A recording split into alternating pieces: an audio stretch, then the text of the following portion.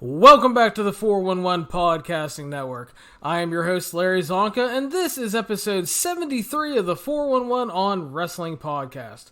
You can follow us on iTunes, Stitcher, Spotify, Google Play, YouTube, the 411mania.com website, and of course, any major podcast provider. Joining me today is my co-host, Jeremy Lambert. Jeremy, how are you this evening, sir? I'm good. It's the start of a very busy weekend with like 18 shows on deck. That's right. Since we do have a busy weekend coming up, what we are doing this week is we're going to do this show tonight. We're going to talk about some WWE releases. The Hall of Fame was announced. And then we will preview ROH Final Battle as well as NWA Into the Fire. And then later this week we'll do our normal NXT and AEW show where we will preview TLC and hopefully some more matches are officially announced for that show at that time. So the show's filling out a little bit after tonight's Raw. They got some stuff on the books, so it is. I'm not really sure what else they're going to announce outside of maybe like a AJ Orton match. Well, yeah, figure AJ and Orton will be added and a couple other things. It might add some stuff on SmackDown. We will, like Bayley versus Lacey Evans or something. We'll see. So, but Can't wait for that one. Oh, yeah, Barn Burner. So, all right, Jeremy, starting off, we had a rarity. We don't get a lot of these anymore. We had a few WWE releases all happening in one day. Sin Cara, Luke Harper, and The Ascension, all gone from WWE. So we'll kind of go through these. First of all, we will start with the certified shooter Sin Cara, who had publicly asked for his release on Twitter. He is now gone, Jeremy. Thoughts on Sin Cara's WWE run and getting his release? I like Caristico better. His run was... It was the NXT stuff with... what are they called? The Lucha Dragons? Is that what they called them? Yeah, with Kalisto. Yeah. That was a cool run down at NXT, and otherwise, like, he didn't really do a whole lot of note. I mean, they've been searching for like the next Rey Mysterio forever, to the point where they just brought back Rey Mysterio. People thought it was going to be Sin Cara. It wasn't. He needed to be released. He wasn't doing anything. They tried to get him in the feud with Andrade, and then Andrade just pretty much squashed him. They weren't going to do anything with him. He's older. He's a little bit injury prone. He apparently wants to potentially fight in Combate Americana, so he can fight Tito Ortiz to avenge that loss by Del Rio. So yeah, it was a necessary release. He'd asked for it. I'm glad he ended up getting it and didn't have to wait around just like Luke Harper did for months.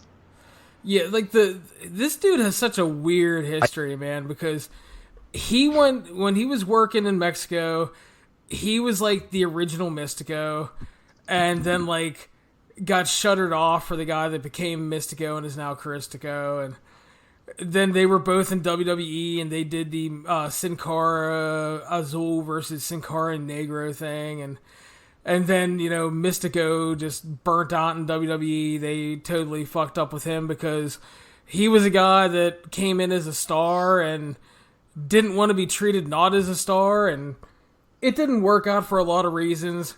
He never really clicked with the style. They never worked to his strengths, and it was best that he ended up leaving. That was one of the, for lack of a better word, one of the early Triple H flubs, because he tried to bring him in, not so much on him, but on the company. You know, one of the guys he brought in that they didn't find any success with. And, you know, this Sin Cara, the former Hideko, he had a fine run with the company, but just never was going to be anything special because he wasn't the guy that was a star. He wasn't the guy they were going to push. And I can understand him being totally frustrated and actually wanting to do something and wanting out. So, yeah, definitely I agree. A good release because he's a lower card guy. He's, no offense to him, he's not having people tune in to see him. Nobody's buying tickets for him. And if you're not going to use him and he doesn't want to be there, just fucking get rid of him. I mean, you don't even have a role for him on NXT or 205 Live. I mean, that's pretty bad. So just let the guy go. So definitely agree with that one. Probably a guy that I think they could have done again, this isn't a guy that was going to be world champion. I think you could have done a little more with him, but not like a devastating loss. And I hope he's happy that he got his release because he really seemed to want it.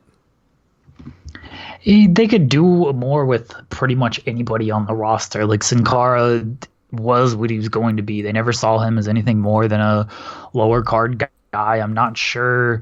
I mean, could he have been a mid card guy? Probably. But I think all these guys are so talented nowadays that you could almost peg anybody as a mid card guy. So, but Sin Cara he wasn't going to pass a certain level, and he wasn't even at that level at the moment. Exactly. Next up, another man that publicly wanted his release and finally got it, Luke Harper, Jeremy. Good for Luke Harper to finally get his release. He asked like way back in April, so they pretty much made him wait out the entire year, and his contract was coming up anyways. So they almost save a little bit of a face here by saying, we gave him his release. You know, they tried to use him with the Eric Rowan thing. Harper had a good run. Could he have done more? Yes, he's another guy where he probably could have done more. But we forget, like, the Wyatt family stuff was big for him. The Bludgeon Brothers stuff, like, that team was really hot at the time of the injury. And, you know, that... You can't blame that on anything. Guys got injured. So that's disappointing. But more, yes, he could have. He's a very talented big man. He has a good look. He can talk when given the time. But he was another guy who was just kind of in his role, wasn't really going to get past that. Could he have been in Eric Rowan's spot? Sure. Could the Bludgeon Brothers have come back? Sure. Like, is that what Luke Harper wanted? I don't know. He's a little bit older. Again, probably wasn't going to get past a certain point. Vince apparently didn't like his look, and so if Vince doesn't like your look, then you're kind of screwed. I'm glad Luke Harper got his release. Like, when we're talking about Sin Cara, we didn't really say what he might do. I'm not sure he'll do a whole lot. Maybe he does go to Combate Americas. They want him as a commentator. Luke Harper will certainly have his options.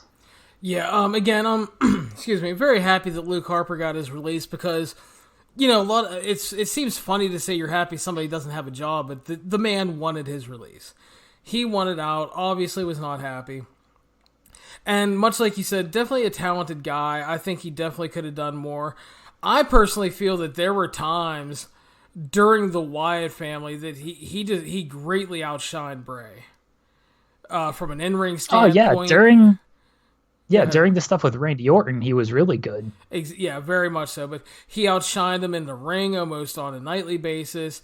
A lot of times I think he was better on the mic than Bray because Bray goes out there and just like would deliver these fucking monologues that you had no idea what he was saying.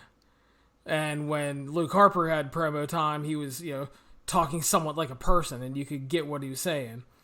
So, yeah, I mean, definitely could have done more. I think they kind of missed the ball with him in some regards.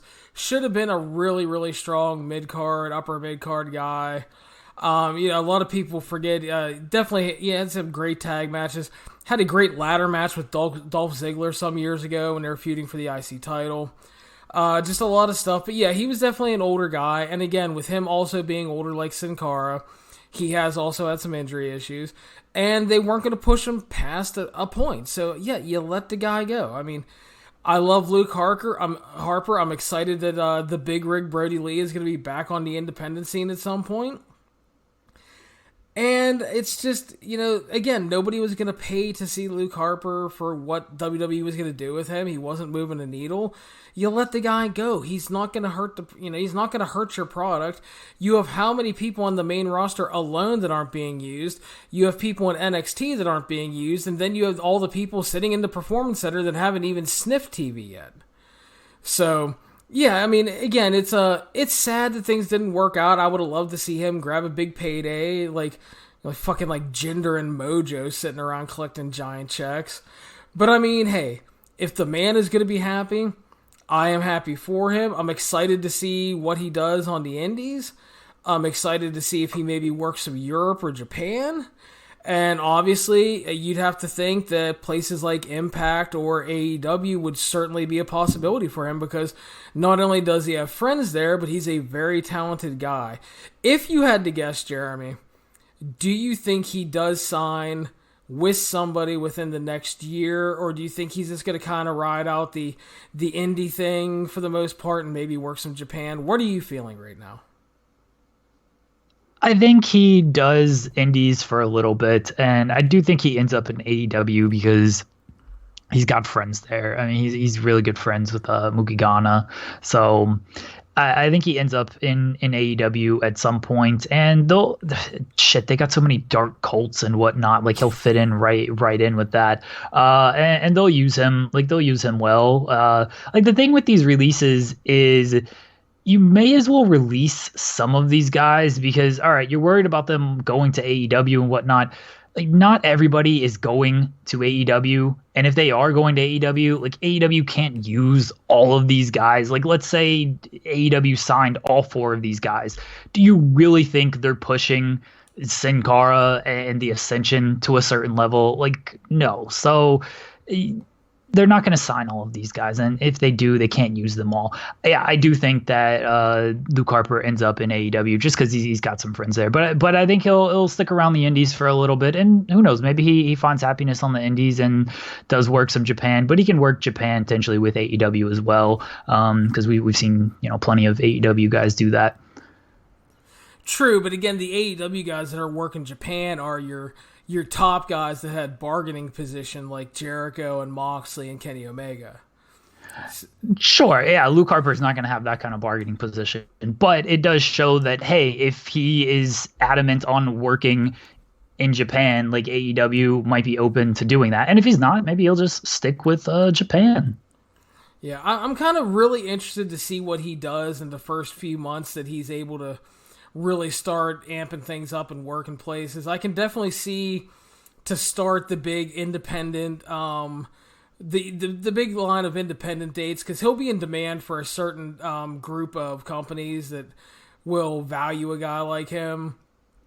And I wouldn't be surprised if he kind of mixes it up with the Japan combo platter a bit, because he's a big guy, he's a good worker. A lot of places in Japan that would probably use him.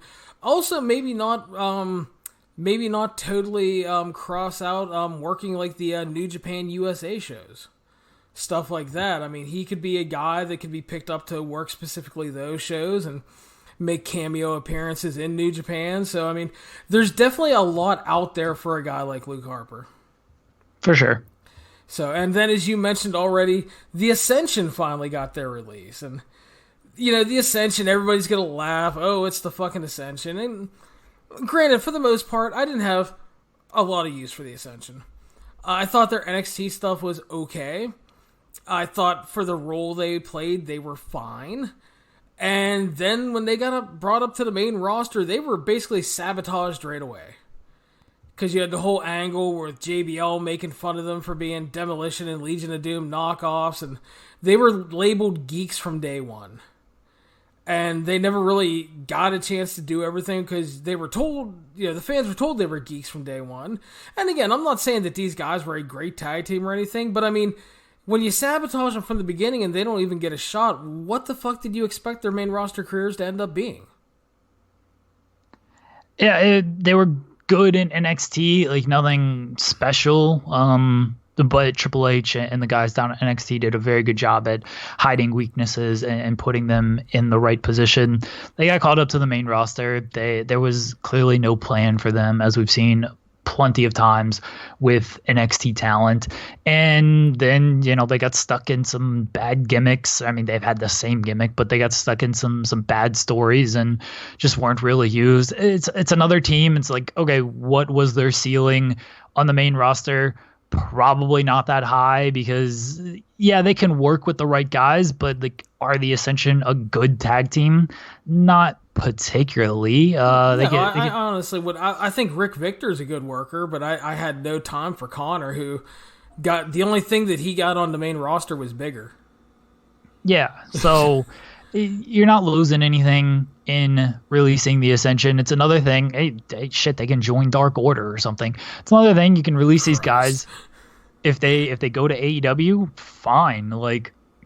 It's almost a case of let AEW almost sabotage themselves by signing all these ex-WWE guys and feeling like they need to do something. I think AEW is smarter than that. I don't think they will sign the Ascension. But Cody did the angle with them, and so maybe Cody formed some type of bond and relationship with them. I truly don't know. So I would not expect much out of the Ascension on the independent scene or really anywhere. I feel like they are just destined to be like release WWE guys who people are like, oh man, they're gonna prove that the WWE made a mistake with them, and then they get on the independent scene and it's like, oh yeah, they really don't have a whole lot to offer. Yeah, I kind of agree. It's probably gonna be one of those things. I see them probably doing a bunch of lower level indie stuff, not like the bigger stuff. Doing a Ascension Light tribute act.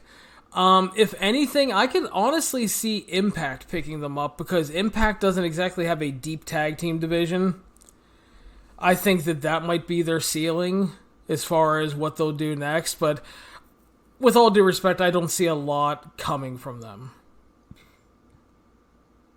Yeah, I agree that Impact might pick them up and just kind of use them however. Even like ROH might use them. Like they'll get picked up by somebody, but again, I would not expect them to like light the world on fire. Obviously not. So, out of the 4 releases, did anything surprise you? I guess the Ascension, because apparently they did ask for their releases, but they didn't go public about it. So, but I mean, Harper and Sin Cara publicly asked. I think just the fact that they released these guys were pretty surprising because most figured they just make these guys sit out and that would be that. Yeah, that is what surprised me is the fact that WWE actually pulled the trigger and said, we're going to release these guys. Because they've had that big, for the most part, they just don't release people anymore. And the fact that they did, I thought that if they did, it would be very early in the year, but it also does make sense because you get them gone before the end of Q4 and everything, and you can talk about that you're making changes and everything when you do your next conference call and all that bullshit. But yeah, nothing really surprising. The only thing, honestly, that really does surprise me overall is the fact that the Ascension actually won it out. Because I would have figured that those were 2 guys that just would have tried to get whatever kind of good deal they could get and just ride it out doing nothing. Because it's like, yeah, it sucks and you're not doing anything, but why not get paid, But I mean, hey, if they won it out and they're willing to bet on themselves, good for those guys. There are rumors that more releases will come, Jeremy. Probably some in NXT, maybe some more main roster.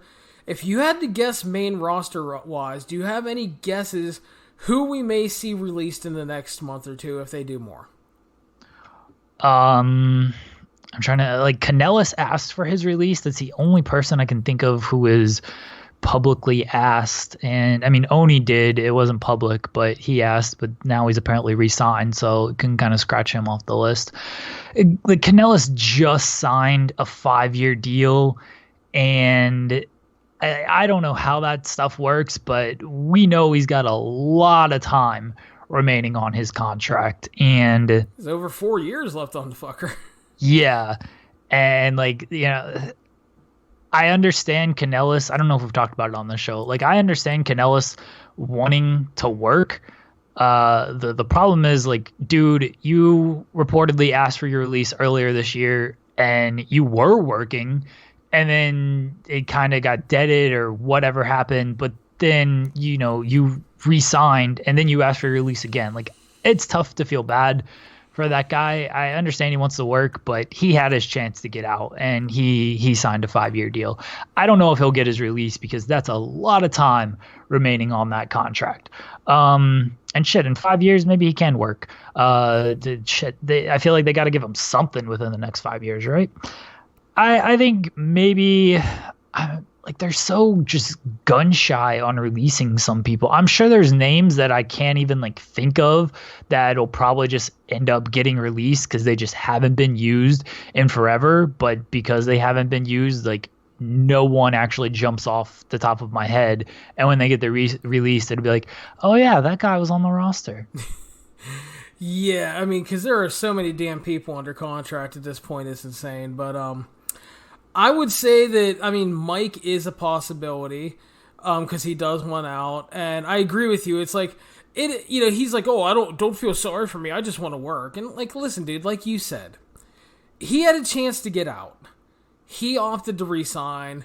And then he's like, I'm an adult. Don't feel bad for me. I just want to work. It's like, well, yeah, you're an adult. You made the decision to stay. And I'm sorry, I have a little trouble feeling bad for you sitting home collecting $500,000.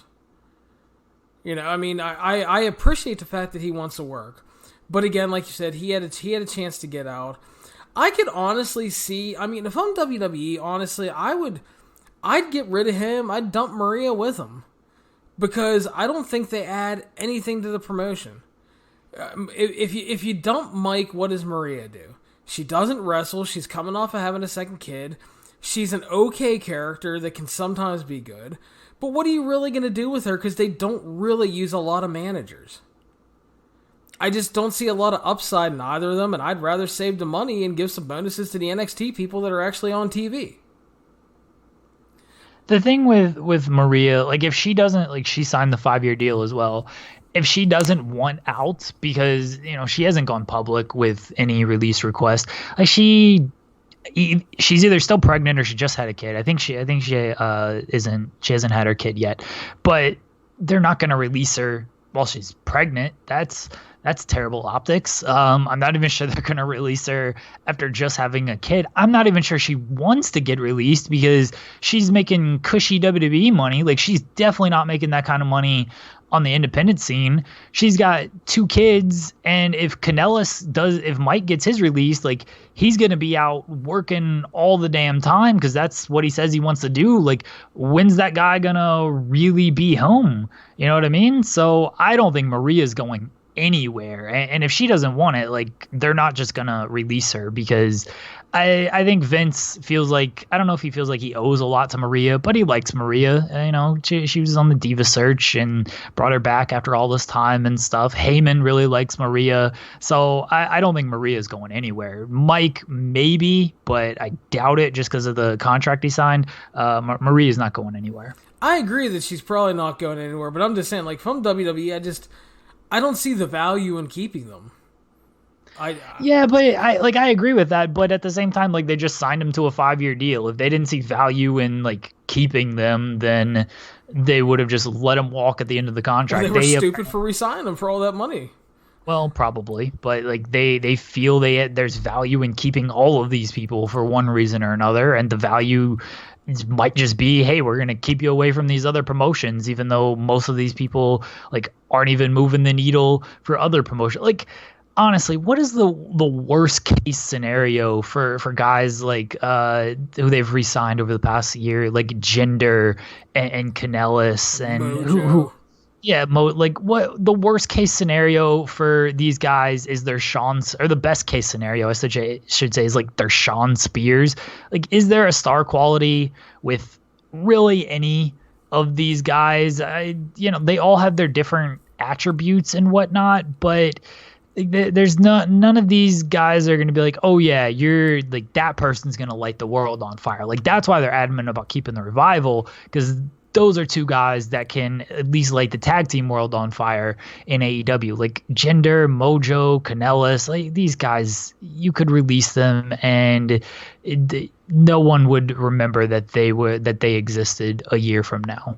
Yeah, and I just like, if I'm WWE, I don't understand how you reportedly are going to spend $2 million to keep Mojo, Jinder, and the Kanellises around for 5 more years. I just don't see it. You know, like $2 million a year to keep these people. It's insane, but that's just me. I think another name to likely consider, because they haven't done jack shit with him. They don't seem to care about him. His ceiling seems to be main event, and he is out with an injury right now, but EC3. Yeah, that's a good name. I don't know what his contract is like, but that's another guy who he's been so out of sight, out of mind that, yeah, he could go. I mean, his ceiling is a little bit higher on the independent scene because he is a good talker. Like as a worker, he's fine, but he is a good talker. Like he'd fit right in with NWA. I don't know if that's where he would go, actually. But yeah, he'd fit right in there. I mean, even Impact might be willing to bring him back, but he's certainly a guy who. Is he a needle mover? No. But is he a guy who I would be like, oh, yeah, he might have some success on the independent scene, like a guy like Luke Harper? Yes. Yeah, so I could definitely see him. Another name that has been bantered about for years, eventually going to be gone, are the Colognes. Amazingly still under contract. Yeah, those are two guys you could release, and you're not really losing anything because you're not losing. I mean, you're not using them, and they're not doing anything. Like, they'll probably just go to Puerto Rico and work WWC, and that'll be That's all they're doing now. Yeah, because they're never on WWE TV. Now, this one is weird, and I don't believe it'll ever happen. There's a trio of names people keep talking about, and stuff pops up on Reddit and stuff, and I don't think it's ever going to happen because, number one, two of them would be a big boost to anyone's tag team division, and also because you would upset the big dog, Roman Reigns. People keep talking about the Usos and Naomi because there's a feeling that WWE is sick of dealing with the Usos' legal issues, and there's been reports that WWE gets frustrated with Naomi because, God forbid, she actually goes to creative with ideas to try to get on TV. I mean, God damn her, right? I don't ever see it happening, but I keep seeing it around. I just thought we would bring it up for a general discussion. I legit have not seen this, so you've got the dark sources going here, Larry. I do every once in a while. Yeah, the Usos and Naomi aren't going anywhere. Like, I understand they probably are frustrated with their legal issues, but I mean, they fucking keep Jeff Hardy around, then the Usos would certainly be needle movers, and so would Naomi. Honestly, she's very talented and could boost any women's division. They should use all of them more, and I think they will when they just feel more comfortable with all of them. It's unfortunate that they keep finding, I mean, they're making their own bed. I shouldn't say it's unfortunate they keep finding themselves in this situation. It's unfortunate for the two that don't find themselves in this situation and are just tied to the one who keeps screwing up, but it kind of, like, that's how it's going to be. The Usos are valued as a team. They're not valued as singles performers. Naomi should be valued more as a singles performer. She said she was dealing with a lot of personal shit. I'm sure that's true. So I don't know what her deal is. She should certainly be brought back and given a boost to the women's division. The Usos, like, they got to figure that shit out because they're too talented to keep throwing away with DUIs. Yeah, and like I said, I don't believe it'll ever happen because, like I said, I think the Usos are definitely too valuable to lose. They just signed a new deal too, didn't they? I believe so. And the other thing is, too, is, like, I don't think you would want to piss off Roman, you know? Yeah, unless they've asked, like, you know, if they've asked, then Roman, I mean, he's not going to be like, oh, yeah, keep him around. Like, he was happy when Dean left because that's what Dean wanted. If that's what the Usos and Naomi want, fine. You're not pissing off Roman then, but they're not outright releasing these three just to release them.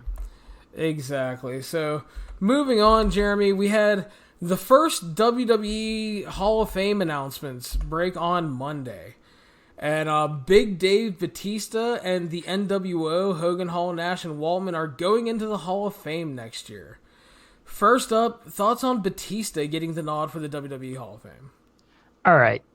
People were fucking in my mentions off of this because I said that Batista should headline over the NWO, and people are like, oh, well, the NWO means more to the business. Like, you're not having Batista headline over Hogan, like, all this stuff. Like, all right, I understand the NWO had a bigger impact on the business. I get all that. Sure, like, I'm not even going to argue that. And I do think the NWO will headline. I think Batista should headline. And my reasoning is, these other four have already been in the Hall of Fame. Waltman just got inducted last year, and he didn't give like a major speech, but, you know, Hogan, Hall, and Nash all got singular inductions and all did a single speech. We've seen the speeches from these guys. They're going to do NWO stuff. They're going to tell the same fucking story they've told a million times because there's 8 million NWO DVDs out there, and there's 5 million shoot interviews with these guys out there. So I don't want to hear the same shit we've always heard from these four guys. Batista is, like, genuinely moved by being in the Hall of Fame. Like he said to people, like, he was crying and like, oh, he's like, oh man, now I got to write my speech. Like, I got to catch my breath. What am I going to say?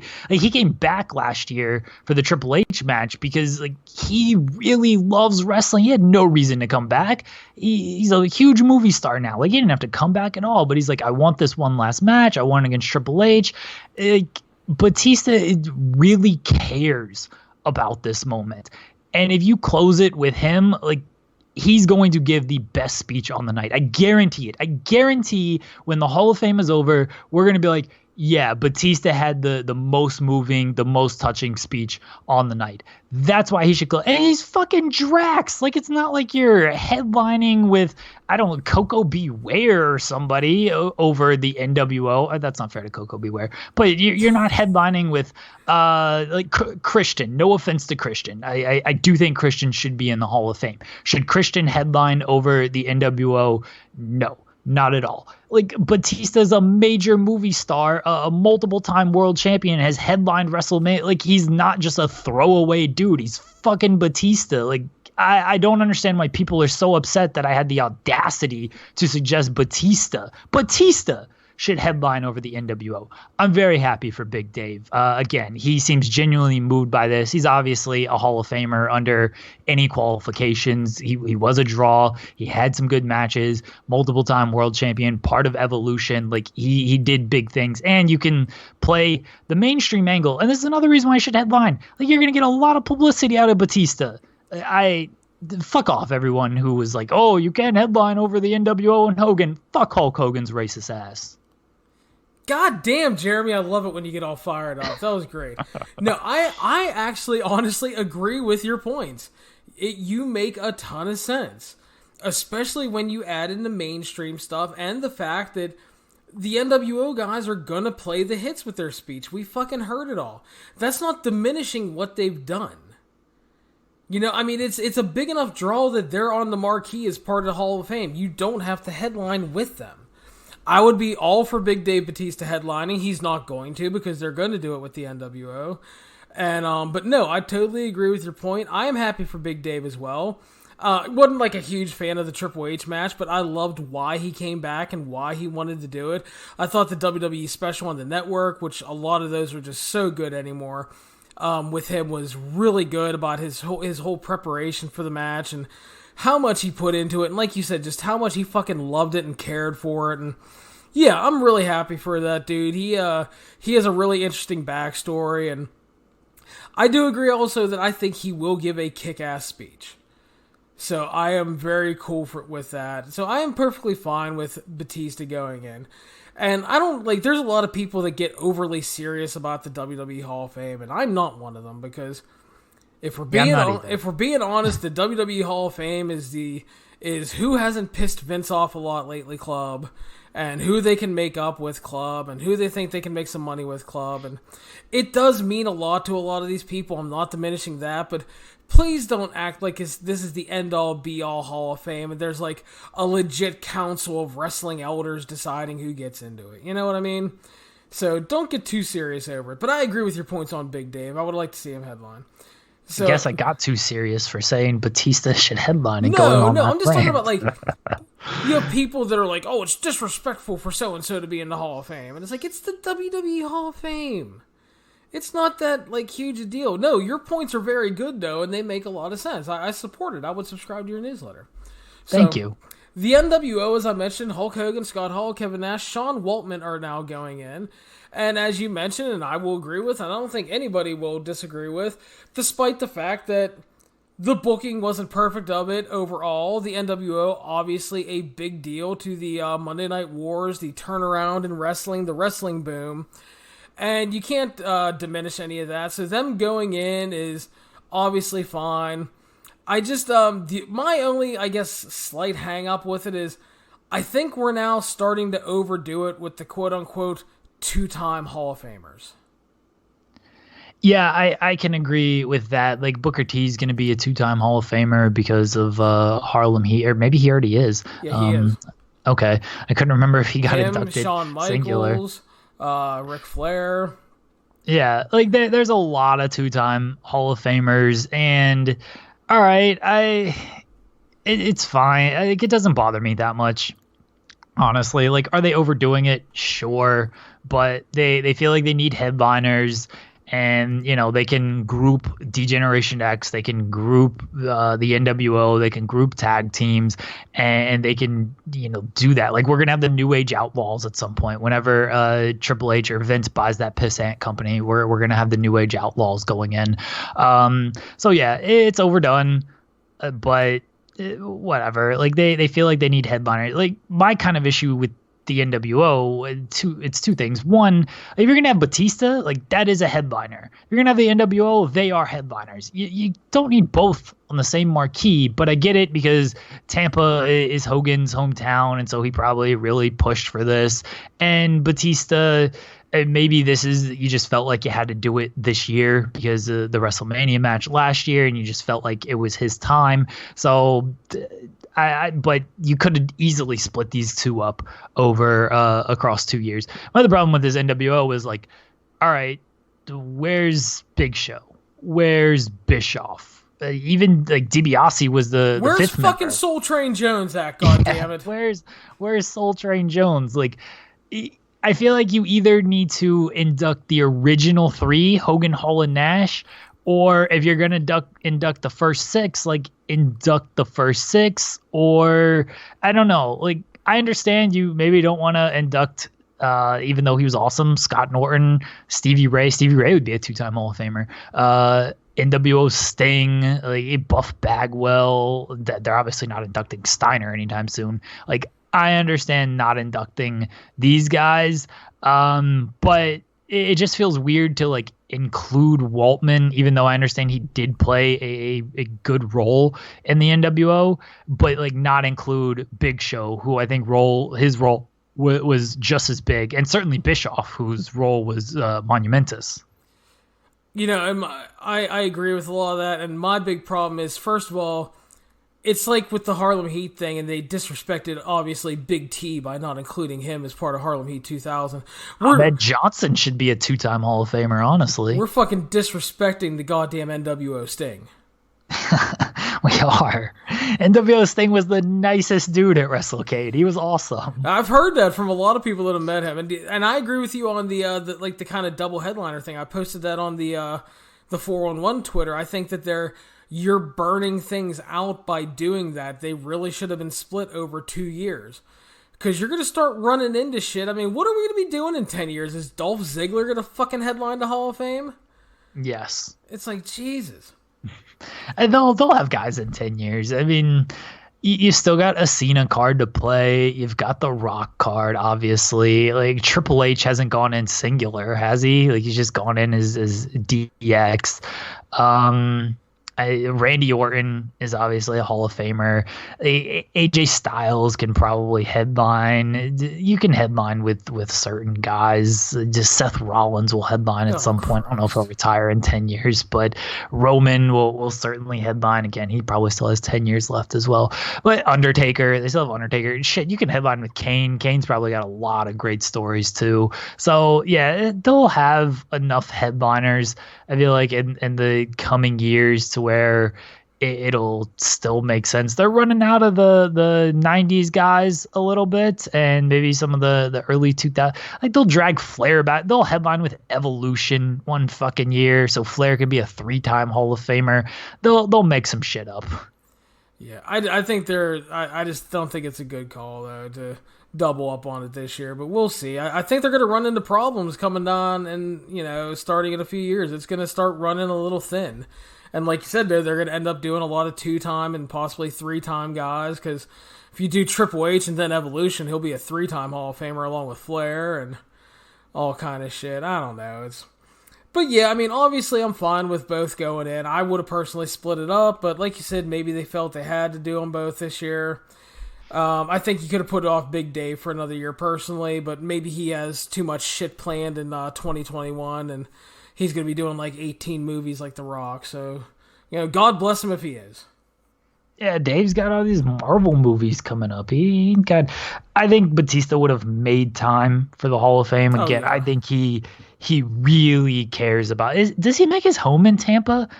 For some reason, I feel like he's a Florida guy, but maybe I'm just being ageist and saying all retired people go to Florida, even though he's not retired. I think he is in Florida, so I'm not 100% sure, but I think he is. I'm gonna go to the Googles here. Go into the Google machine. Yeah, he is. He has a house in Florida, so Okay. There you go. There you go. So yeah, but I mean, I'm fine with both guys going in. I think they're good additions, and honestly, like you said too, I'm very much looking forward to Big Dave's speech. I think it's going to be awesome. Like that's what I don't know who else is going in the Hall of Fame. I'm sure they are going to have some more pretty strong names for it, but I think Batista, I guarantee it. This is my guarantee. Guarantee that Batista has the best speech of the night. Probably, dude. And I am looking forward to that. So, as we said at the beginning of the show, Jeremy, we have a busy weekend coming up. We got 3 pay-per-views coming up this weekend. Friday night, we start with ROH Final Battle. Saturday night, we have NWA Into the Fire. And then Sunday, we have the TLC pay-per-view. And we're going to start with ROH and NWA tonight so that we don't have to bombard everybody with like 5 hours on Thursday morning. So, start with ROH, Final Battle 2019. This pay-per-view is going to have a 1-hour free pre-show, Jeremy. We start off the pre-show with Silas Young and Josh Woods versus Dalton Castle and Joe Hendry. Basically, what happened here is I think ROH realized that, hey, Silas Young and Josh Woods are undefeated as a tag team, including a win over Lethal and Gresham, who might win the tag titles on the show, and that Dalton Castle is kind of a shell of his former self, and his wacky pairing with Joe Hendry has kind of been working at shows, so they needed to get them on the card. It's not exactly a horrible addition. I don't think it's going to be a great match by any means, but I think that Woods and Young, I mean, if they win here, they're definitely set for a title shot coming out of the pay-per-view. Or you could keep kind of going with the Wacky Partners tag team of Castle and Hendry, which makes a lot of sense because you can protect Dalton Castle and limit his workload a bit in a tag team setting. And hopefully by teaming Hendry with him, you could hopefully get Hendry over a little more in the U.S. I think you can flip a coin in terms of the winners, but I'm going to actually go with Dalton Castle and Joe Hendry. I think Castle and Hendry win as well. We're really going to preview this whole show. We are, Jeremy. God damn it, you love ROH. I get to bury them at the end with all their issues, right? Sure. Okay. I think Castle and Hendry win. I guess they still see something in Joe Hendry. Big international superstar signing, Joe Hendry, who's on the pre-show for this event. The Young and Woods are fine. Like it'll be a pre-show match. If Hendry does the heavy lifting because Castle doesn't look that good anymore, then it should be okay. And Castle and Hendry has a little bit of legs to it.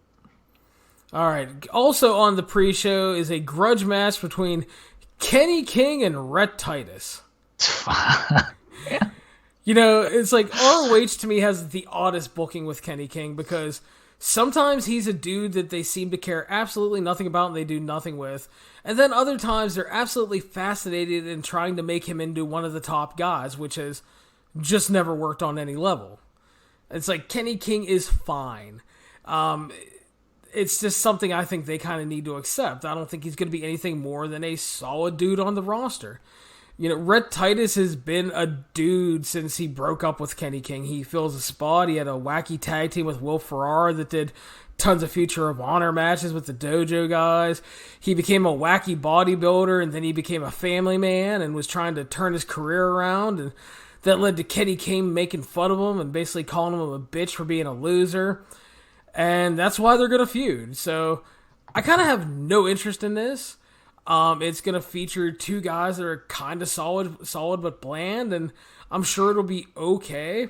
I think Kenny King kind of wins because the heel kind of normally wins the first one in these kind of feuds, and I think they're eventually going to reunite because Kenny King's just going to make Rhett Titus realize he's a loser, and they're going to reunite as a heel tag team again down the line. This sounds terrible, and Kenny King will win. So much insight, Jeremy. Dude, Kenny King, like they tried to push him, as you said. Like he won the Rambo at remember when he won the Rambo at G1 Supercard, and people were like, "Why the fuck is Kenny King winning this match?" And they didn't even give him his one-on-one title shot because they don't have any faith in this guy, and they realized, shit, Matt Taven and Kenny King ain't headlining no show. Yeah, and Red Titus, like. Look, I don't watch ROH television. I don't know who watches ROH television outside of you. I have no idea what they're doing with Rhett Titus. Yeah, well, I mean, it's a pre-show match for sure. But that's okay, Jeremy. We're turning things around with the main card, and I got a match that's going to get you totally excited. Maria Manic versus Angelina Love. No. No, my gimmick, I'm not breaking gimmick here in that I don't talk about women. You know what? I'll talk about Women of Honor but I'm not talking about this stupid match, even though I'm happy that Maria Manic's finally fucking wrestling, even though she's been signed since June. She's been signed since June, and this is her first wrestling match for this company in December. Oh my God. Look. What was Joe Koff's stupid line about the women's division? It's not big, but it's growing or something. Whatever he said. They'll grow it when they find the right quality workers and shit like that. Whatever. Like they just released their women's champion. Released, not renewing her contract, fired, whatever you wanna say. I hope Joey Mercury doesn't listen to this podcast. He's gonna threaten somebody. However you wanna go about it. They have a Women's of Honor champion, a 3-time champion, who they kept putting the title on, even though it seemed like, yeah, her time's kind of up. Let Angelina Love go with it, and then let Manic squash her, and that'll kind of be that. Like, they still kept the title on, or they put the title back on her, and then now they're going to release her because they don't want to pay her $24,000 a year. Like, dude. You can't pay this woman $2,000 a month? $2,000, like $24,000 a year is not a lot of money. I mean, let's be honest here. I'm sure some people would be happy with it, but that's not a lot of money for being a wrestler, especially a company like ROH that should be bigger than they are, and they've got that Sinclair money and all of this stuff. Like $24,000, you can't pay her that. I'm ashamed that like she even had to ask for that. Like she should have been asking for way more, but she asked for 24 and still got turned down. What in the fuck is going on with this company? The Women's of Honor. This is why I refused for months to talk about this division, because it was an absolute joke then, and it's somehow gotten worse. They've somehow made this division worse, Larry. How? Well, I mean, I'll get into that here then, Jeremy. Why, I don't disagree. Yeah, the Women of Honor division, a complete mess. On top of you having repeatedly bad matches, you sign Maria Manic, she never wrestles, she beat up a bunch of people, and then her contract fucking ended. She left, did a WWE tryout, didn't get signed, started dating Teddy Hart, and now she's back. So you had Angelina Love come in, they do the whole allure thing, they build up to the big match with Kelly Klein, they pay it off with the title win, which made sense because it was the heel thing, and it worked. But it lasted for fucking 15 days for the sole purpose of giving Kelly Klein a third title run with the company, and then you fire her. Because she's out with a concussion and she dared to go public with asking for a raise and the fact that they haven't taken care of her. God damn it. What the fuck is going on? Maria Manic challenged Love to this fucking match in an Honor Club show. So, here's the thing. This should be all about the Mean Girls getting their comeuppance. Maria Manic should fucking destroy every member of the Allure in seconds. Should win the match. And if they make this match for the women's title, I would not be surprised at all, even though they haven't announced that, because Kelly Klein ain't coming back. And God bless her, I hope she fucking gets paid. I have said it before, I am not a huge Kelly Klein fan. I don't particularly think she's a very good professional wrestler. but she seems like a really nice person that's been fucked over by this company. So I hope she gets paid by somebody else. And you know what? Maybe if she sues him and wins a bunch of Sinclair money, good for her fucking too. Yeah, I agree. This division sucks, and it's sucked for pretty much since its inception. And yeah, this is why I refuse to talk about it. And now I will go back to not talking about it because it doesn't deserve this much time. And now we know. But we gotta bury it though. And now we know why all those women they potentially had in the ranks there to use in the division ended up leaving because they wanted more than $20,000 a year. Poor Session Moth. Get out now, Session Moth. Go to NXT UK. At least they'll put you on television. Yeah, Christ, when is she coming in? Never. Never. They have no clue what they're doing with this division. If she's smart, she runs away, yeah. Next up, we have a street fight between Mark Haskins and Bully Ray, Jeremy. God. Don't care about Bully Ray in 2019. I like Haskins. I've had the same issues with Lifeblood for, I feel like just a broken record all with year. yeah, with the Lifeblood stuff. So I'm not gonna rehash that. The match will probably be fine because Bully Ray can work a street fight style, and Haskins will bump his ass off and probably do some cool spots. And you would think Haskins wins. That's the logical story to tell. His wife maybe gets involved, and Bully Ray gets hit in the nuts or something. I don't trust anything with ROH. Fair enough. Yeah, I like Haskins a lot. He was obviously the standout of the 2018 UK tour, which is what got him signed this year. And they seem to have big plans for him and others when Lifeblood was formed, which, again, a fine plan until David Finlay gets injured. Tadil's deal expired, and then she bailed. And then Juice never came back because he didn't like working there and wanted paid properly. So that kind of shit-canned the whole Lifeblood thing, even though they left it alive. You had Haskins, Williams, and Bandito, kind of directionless for the rest of the year.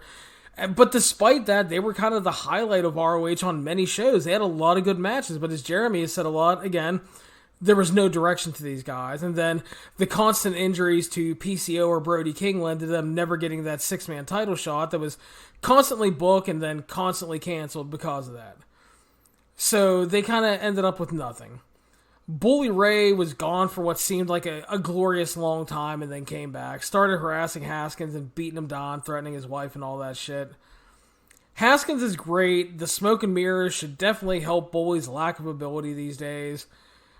He's slow. He's going to hit chops and an occasional power move and start yelling, "Do you know who I am?" like 800 times during the fucking match and doing his little whoo Stan Hansen tribute bullshit while he moves like a sloth. Haskins should win and get babyface revenge here. If not, the company's fucking stupid. Yeah, pretty much.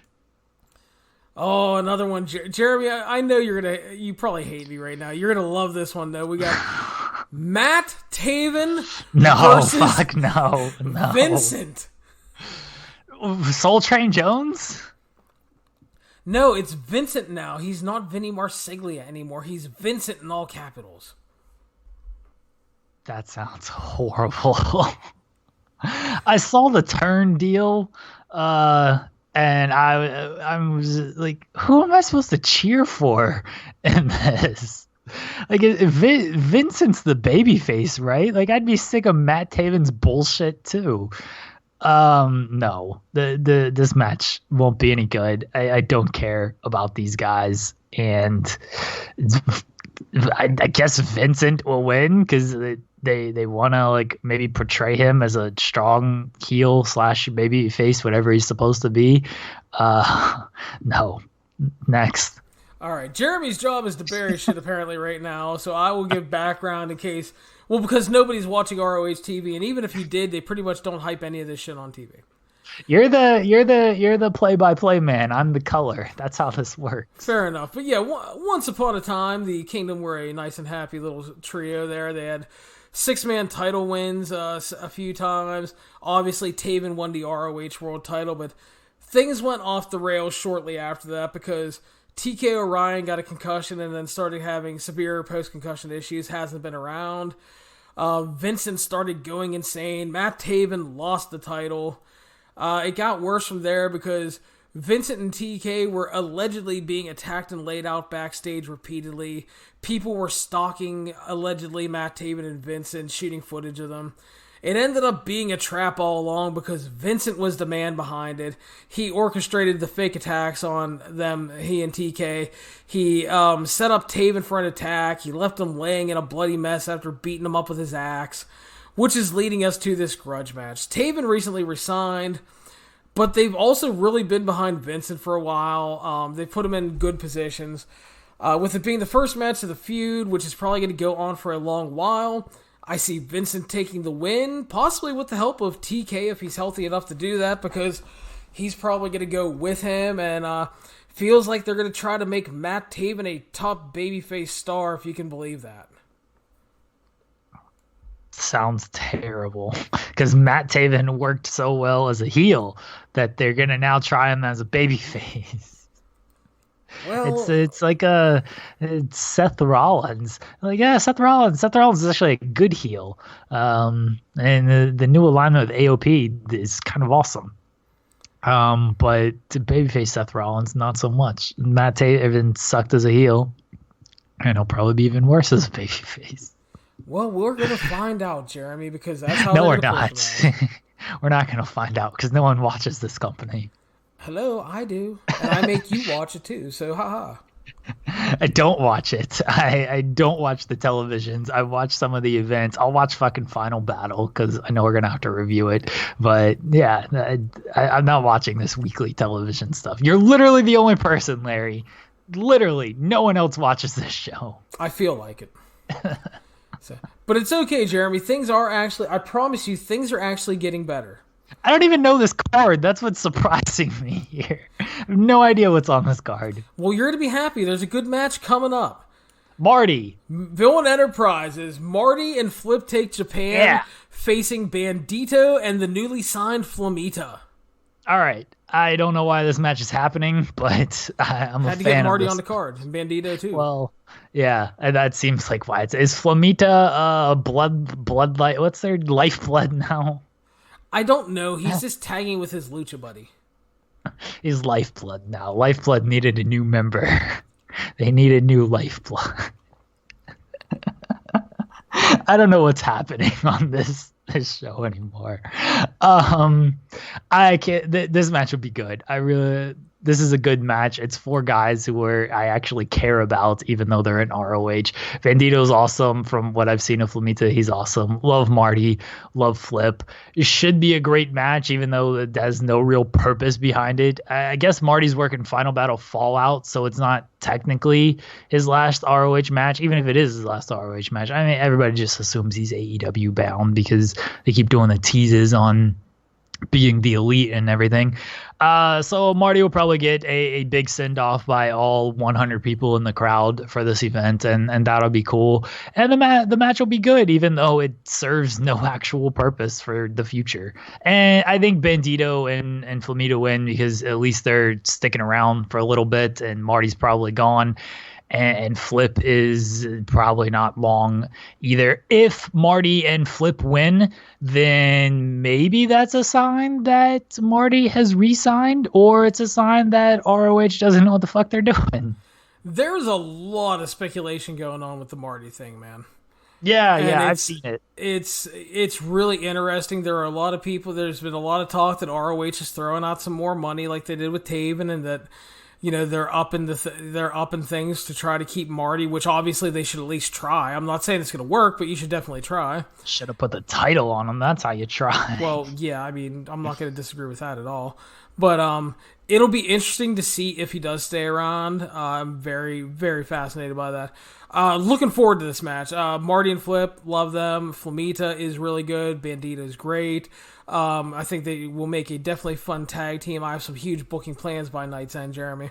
Marty and Flip Take Japan are going to win this one. That is my plan. It's going to play into things later on. Trust me.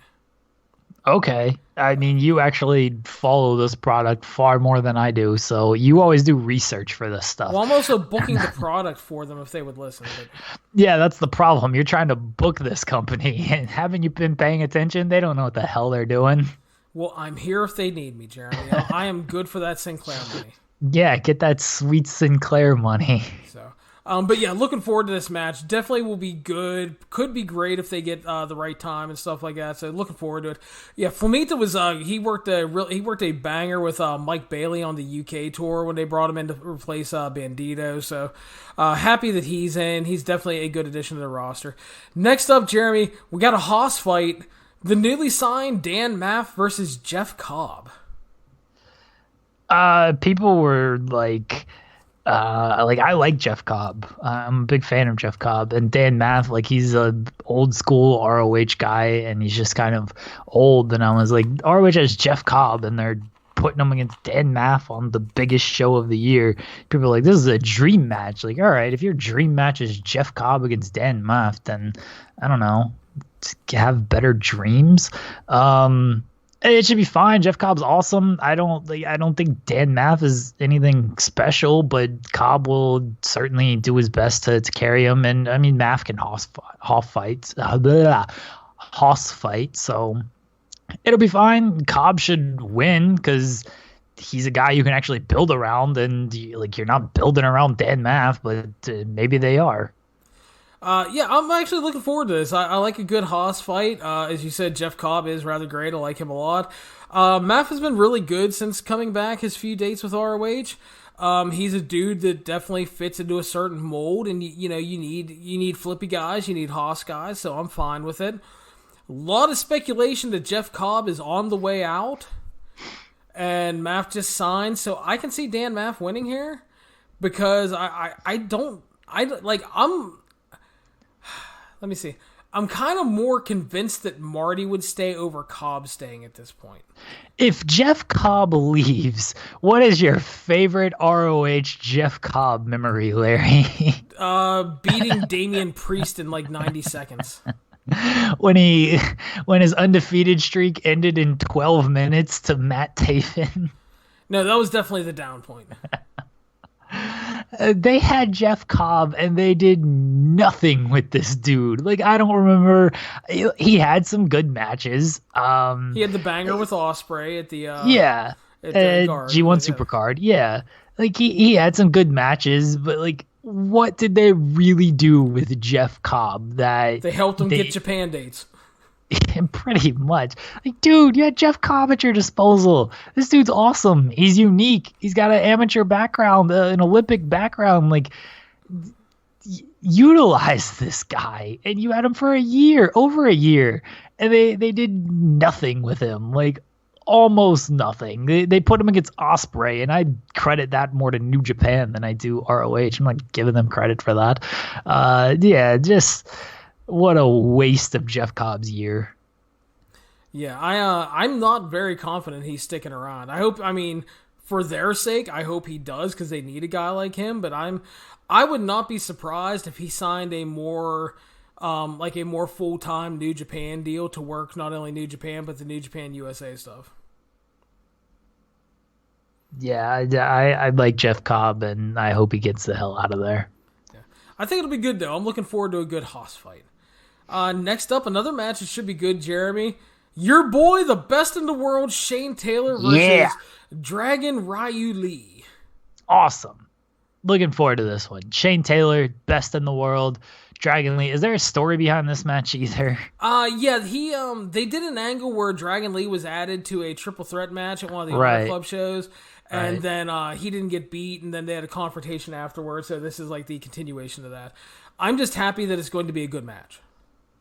So not much of a story, but yeah, I am looking forward to this. Dragon Lee's awesome, like absolutely awesome, and Shane Taylor is very good as well, best in the world. So it'll be a good mix of styles. Obviously, Dragon Lee's gonna do his speed, athleticism stuff. Taylor's gonna try to throw him around, toss him around. Dragon Lee will bump his ass off, and yeah, this match should be great. Shane Taylor's gonna win because Though neither of these men is signed with the company. Are they? Is Dragon Lee officially signed with them? And Shane Taylor's working for Shane Taylor Promotions. He's out of his contract, even though, what happened to that? Are they still trying that storyline? Because allegedly it didn't really go anywhere, and they haven't done a whole lot with it. Yeah.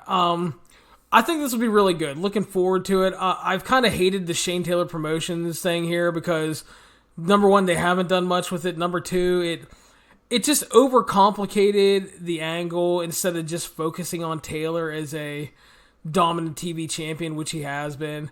I would have liked for them to just stick with that instead of kind of stifling him creatively. Dragon Lee's great. Shane Taylor's had a really good year. Dragon Lee is reportedly signed for 1 year with New Japan, and obviously he can still work a lot of ROH, so I wouldn't be surprised with him sticking around. And word is that they are not re-upping with Shane Taylor for next year, which I think is a mistake because I think Shane could obviously be a really good performer for someone. If it's not going to be ROH, he could definitely be an added asset to an AEW or an Impact. I mean, he's good. I like Shane Taylor a lot. He can talk, he can work. I think we're going to see a new TV champion here with Dragon Lee, Jeremy. Long-term booking for the end of the night, trust me. That's fine. I'd be happy if Dragon Lee won. I forgot that Mercury exposed that they weren't going to re-sign Shane Taylor. What a stupid angle that was with Shane Taylor Promotions. Like on paper, we discussed it. Like on paper, it wasn't bad. Like I understand what they were going for. The execution was just god awful, and now they're not even going to re-sign this company. This company sucks. There's also rumors that they're not going to bring Colt back next year either. I mean, he doesn't need to be there. I mean, I love him, but he should get out too. Everyone should get out. Just abandon this place. Well, the thing with Colt is he's going to be perfectly fine because he just worked World Tag League. I could definitely see him working a lot of the U.S. New Japan shows. Obviously, he's working with the NWA as well. So, and then he does all of his European dates, so he'll be fine if they let him go. I just think that would be a mistake because I think he and Ian are a good announce team. But what are you going to do? It's ROH. Colt, I'm not worried about Colt. Colt can work wherever the hell he wants outside of WWE. Yeah, he'll be fine. Yeah, again, I'm not worried about him either. Right? He definitely has a lot of possibilities. Colt can do the podcasting thing again and make good money too. Exactly. So it won't be a big loss for him. I just think it would be stupid by ROH. But what are you going to do, right? I mean, that's par for the course. Next up, Jeremy, though, we got good stuff to talk about again. The Briscoes defending against Jay Lethal and Jonathan Gresham for the tag titles. Everyone knows I'm a big fan of the Briscoes. One of my favorite tag teams of this decade, and maybe the most underrated tag team of, I don't know about all time, but certainly of this decade as well. They need to get out of ROH as well, but they're pretty much ROH lifers at this point. Like the angle between Lethal and Gresham, this one I actually know there is a story to it with the twists and turns with the Lethal, Briscoes, and Gresham, with Gresham kind of turning on Lethal and then Lethal turning on the Briscoes and everything and aligning with Gresham. So you'll tell it better than I do, but I at least know there is a story to this match, which adds to my interest. Match should be great. Briscoes are awesome. Lethal and Gresham are awesome. I think Lethal and Gresham win this match because the Briscoes, they're big enough. They don't really need the titles. I think it's good for the story if Lethal and Gresham win the titles. But you know more than I do. I try to, but I agree with you about the Briscoes. They're great. They kind of get overlooked a lot of the time because they are stuck in ROH, for lack of a better term. Best tag team in ROH history, for no doubt there. Underappreciated by a lot of people. They always deliver, though. I expect the same here because, to me, this feels like the match of the night on paper. Lethal and Gresham are absolutely incredible. They have been highlights of this promotion for the past 2 years, facing each other, teaming with each other. I really like the relationship overall. They kind of started off with Gresham being the mentee to Jay Lethal, and then Gresham started showing a lot of heelish tendencies. which started playing into Lethal trying to make him see the light and be a good wrestle lad and not be an asshole. They finally pulled the trigger in the UK where Jay Lethal was facing Mark Briscoe, and Gresham came out to help, was going to use a chair. Lethal took it away from him, and then they fucking wrecked the Briscoes. Jay Lethal finally turned heel, joined his little buddy. They're a bunch of assholes. They beat the shit out of them, and the Briscoes were so pissed that they demanded the match and final battle, putting up the titles.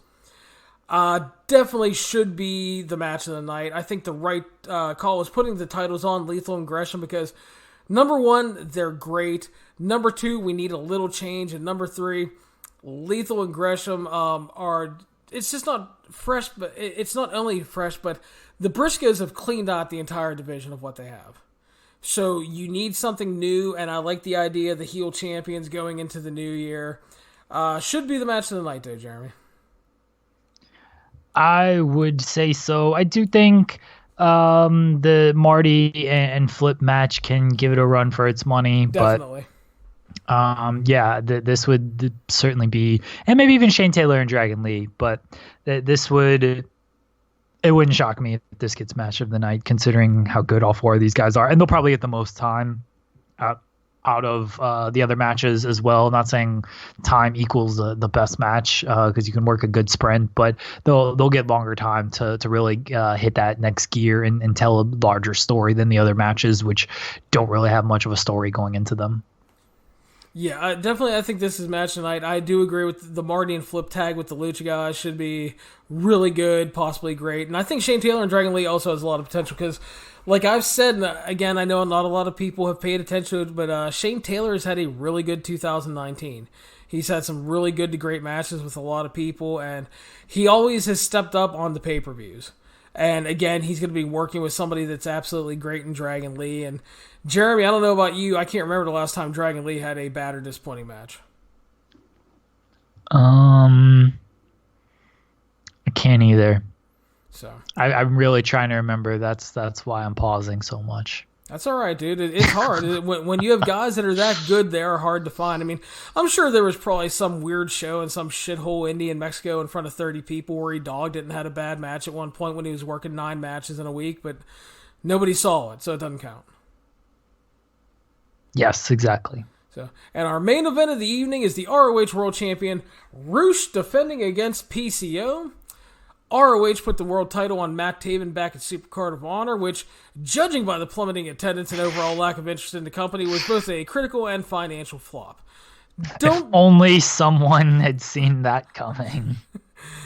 I don't think anybody saw the horrible downturn in attendance, but I mean, yeah, the title move was not a good one.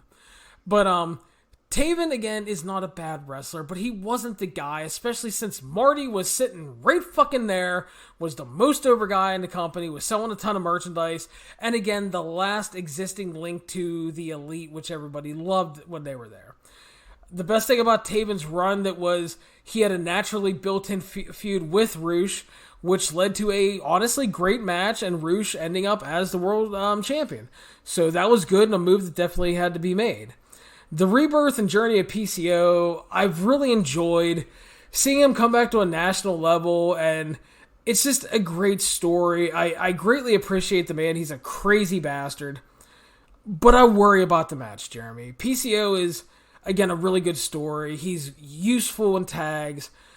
He's always there for the big wild spots, but as a singles wrestler, he's nothing but a collection of those big bumps and no-sell spots, taking abuse with weapons, and hasn't really had good singles outings. So that makes the main event kind of highly questionable for me. ROH only knows how to book him in that one role is my problem. I'm not critical of PCO per se, it's the way he's booked. They know the one style match and they know he does it well, but they don't try to expand on it and make it any better. And it becomes repetitive. I think this is going to end up being a really overbooked match. They're going to tease Rush losing hard. He should not lose here because he's somebody you can build around. Villain Enterprises is going to get involved in this match, Jeremy. They're going to try to help PCO win. They're going to try to fuck Roosh over. But they are going to be counteracted by Rush's new supergroup, which he's been teasing wanting for a long time.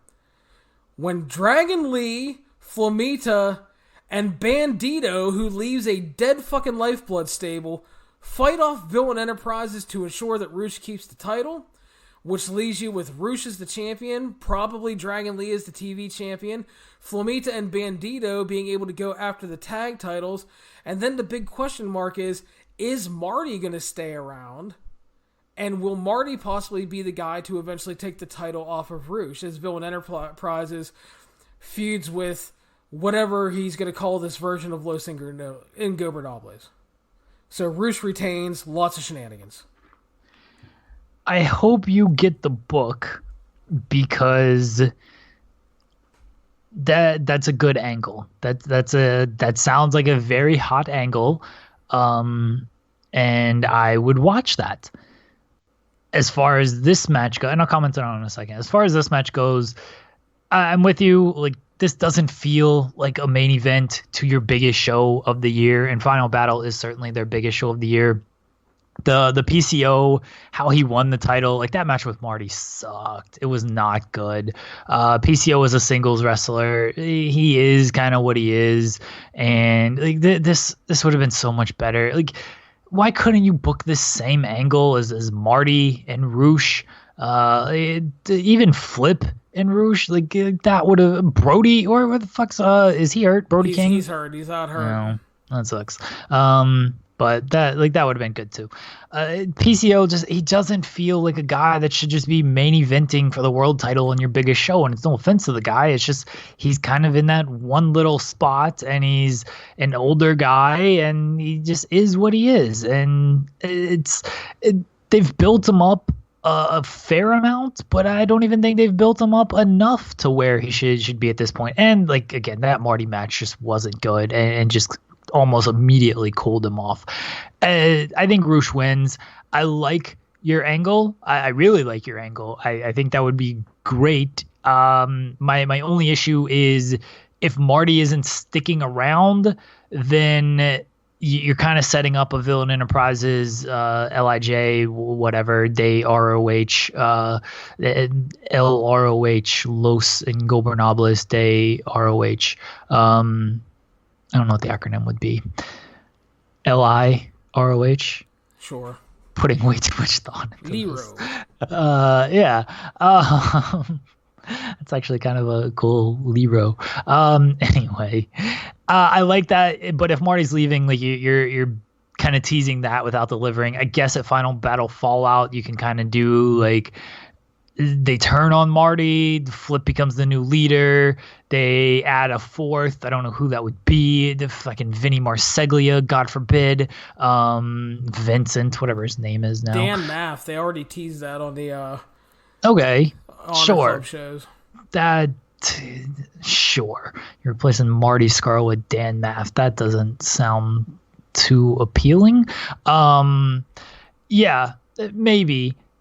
But that would be my only issue. Like, if Marty's leaving, like, you blew the opportunity to do Rush and Marty. Like, that's a big time match, and you're not gonna deliver on that. And if you're gonna do this angle, like, it feels like that's something you should really be able to deliver on. And not going. If Marty's staying, then all of this makes perfect sense. And yeah, your Villain Enterprises versus Lero feud can carry you into next year. And honestly, like, I'm not saying this is going to light the world on fire for ROH, because I still think their business model isn't great. And I definitely, after hearing all these stories, don't think their management is very good. But at least that is a angle and a storyline you could sink your teeth into, which they haven't given us at all this year. Like, there has not been a good ROH angle, at least at the top of the card. Like, yeah, the Lethal and Gresham stuff has been good, and that's probably been their best storyline this year. But even that, it's like, all right, cool, Jay Lethal, like, we've seen him, we know him, he delivers. Jonathan Gresham, he's very underrated. He should be in a better spot, and I'm happy that he is in this spot. Like, that, if that's your biggest angle, that wasn't your top of the match angle for most of the year. Like that was your kind of upper mid card angle. Like you need that hot top of the card angle, and they didn't have that at all this year. At least the angle you're booking is a hot top of the card angle.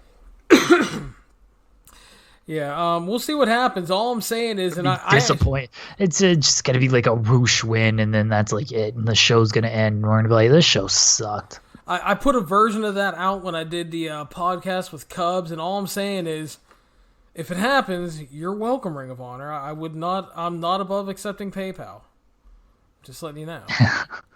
Get that Sinclair money. That Cody money's paying pretty well. I know. The Cody Khan money. So. That's ROH Final Battle 2019. That's going to be Friday night. I'll have live coverage, as always, of the show, and then we will talk about the show Sunday night after TLC. Jeremy, we also have the NWA Into the Fire pay-per-view. NWA making the big run on the pay-per-view.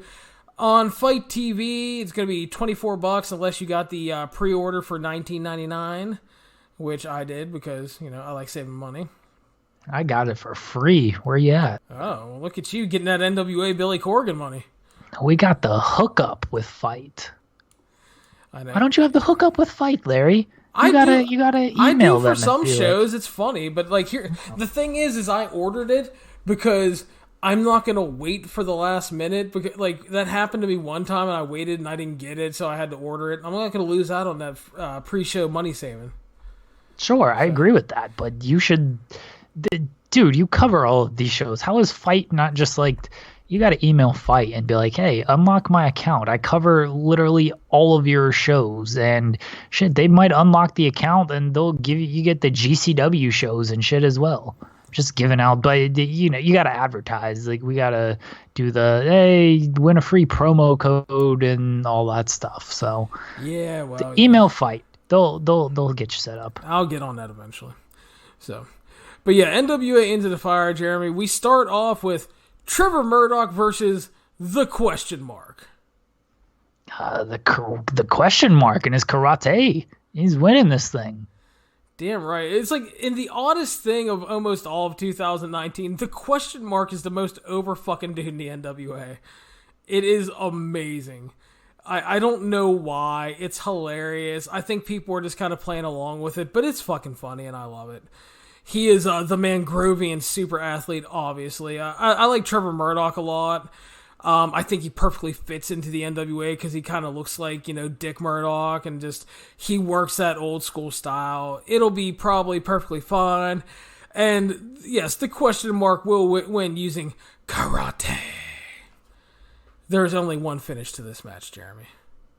Yeah, the question mark should definitely win. Trevor Murdoch, he's fine, but and the NWA, their booking is just sort of weird to predict because they are such a throwback, and Trevor Murdoch could win, and the question mark just might be some like jobber guy, but I assume they've got some type of plan with him, and he should win this match. I would hope so. It would feel foolish to fucking beat the question mark out of nowhere, considering he's actually over.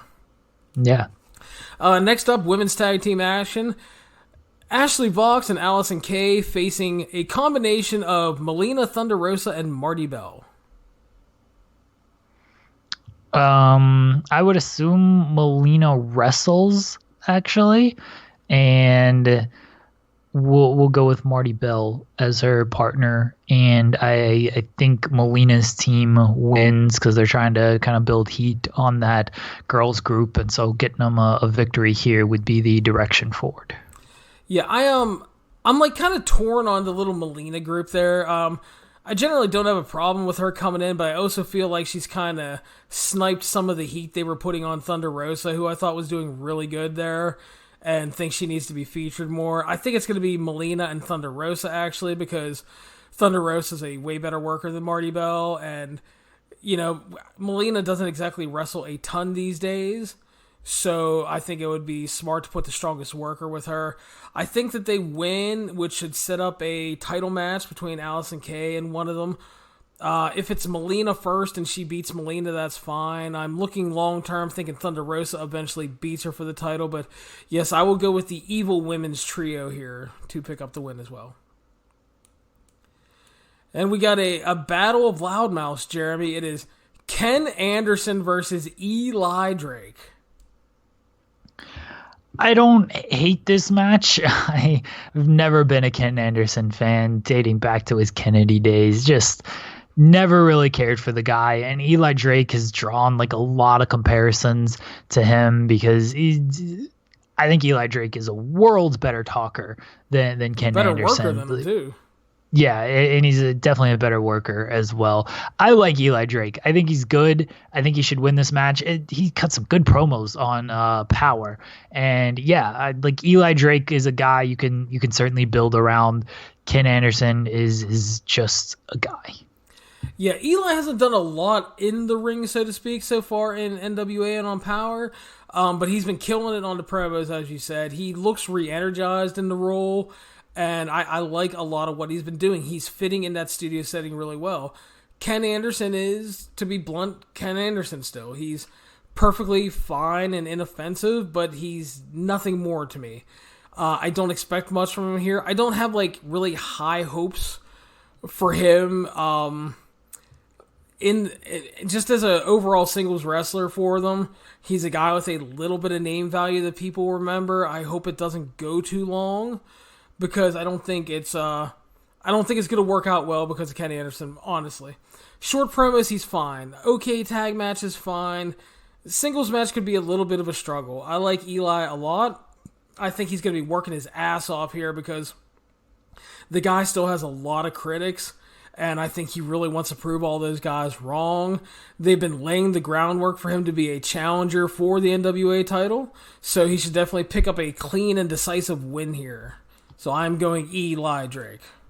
Yeah, that should definitely be the way to go, because I think what they're going to end up doing is, and spoiler, I think James Storm's winning the main event, and I think they're going to build to Storm and Drake as the next big feud. I got that all booked out too, just you wait. Okay, I believe you. Okay, NWA Tag Team Championship match, Jeremy. The Rock and Roll Express will defend against the former champions, the Wild Cards. On December 3rd on NWA Power, the Rock and Roll Express defeated the Wild Cards, won their 9th NWA Tag Team Championship. The Rock and Roll Express still being a thing, let alone being really fun in 2019, is amazing. I love it. They've worked for the NWA, ROH, New Japan, tons of indies. They worked WrestleMania weekend, and they've even had good wrestling matches still. I mean, yeah, Robert Gibson doesn't do much, but Ricky Morton is still kind of crazy, and I love Ricky Morton going out there and hitting fucking destroyers and topes, and I'm here all day for it. Their win was a great bit of nostalgia fun. It got over big, and now they're to defend here.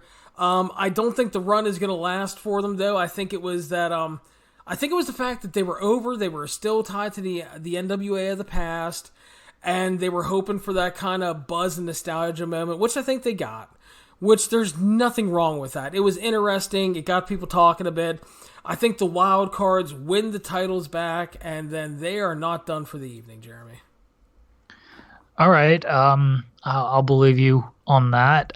I think the Wild Cards win the titles back as well, because the Rock and Roll Express winning was just kind of capturing on a nostalgia moment, and I don't really know what they're going to be doing moving forward. It's funny because, you know, any other company tries to do this, and it's like, ooh, why you're putting your titles on the Rock and Roll Express? Like, they're not taking you very far at their age, but NWA doesn't. It's just like a really cool feel-good moment. So, again, it's just a different kind of booking in NWA, and shit, they're a better option than apologies, I had to sneeze. There are better options than the Wild Cards anyway, so Wild Cards aren't that good. But yeah, they'll probably win here. NWA needs to maybe figure something out with their tag team division, and Definitely. Hopefully they got a plan. We need more Homicide and Eddie Kingston cutting promos. Yeah, that's what they need to do with the tag team division, honestly, is just put the titles on Homicide and Kingston, because they're awesome. If it ensures Eddie Kingston talking every week, yes. Because I need that dude cutting promos more. Next up, we have another title match. The NWA National Championship. Champion Colt Cabana defending against Aaron Stevens and Ricky Starks, Jeremy.